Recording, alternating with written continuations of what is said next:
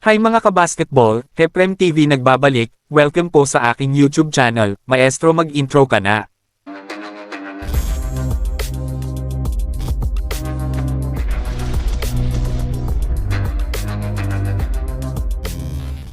Ang Los Angeles Lakers find themselves sa isang critical na juncture matapos ang isang disappointing na first round exit laban sa Denver Nuggets in 5 games na nagpapakita ng malaking agwat sa kanilang roster beyond kina LeBron James at Anthony Davis. Ang defeat highlighted the urgent need para sa karagdagang firepower upang i-complement sa kanilang star duo at i-elevate ang team pabalik sa championship contention, lalo na dahil hinahanap pa rin ng franchise ang kanilang bagong head coach pagkatapos ng pagtanggal kay Darvin Ham.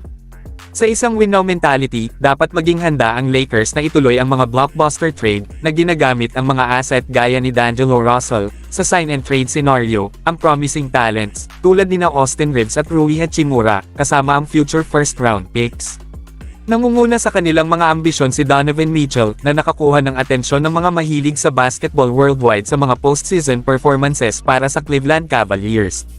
Ang average na 29.3 puntos bawat laro sa playoff sa ngayon, si Mitchell ay isa sa mga pinakamahusay na scorer sa NBA.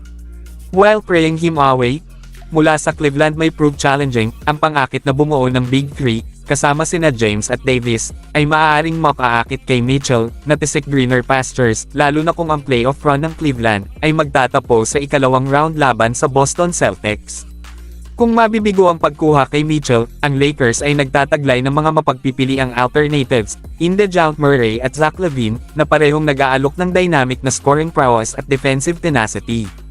Ang kakayahan ni Murray na i-orchestrate ang opensa, at mahusay sa transition ay walang putol na nakaayon sa estilo ng paglalaro ng Lakers, habang ang electrifying scoring ability ni LaVine ay nagdaragdag ng isa pang dimensyon sa kanilang offensive arsenal. Bukod pa rito, naglalahad si Lauri Markkanen ng isang intriguing option na nagbibigay ng versatility bilang isang floor-spacing big man na reminiscent successful formula ng Lakers sa kanilang sa championship campaign noong 2020. Kayo ano masasabi niyo dito, mga kabasketball? Mag-comment lang sa baba.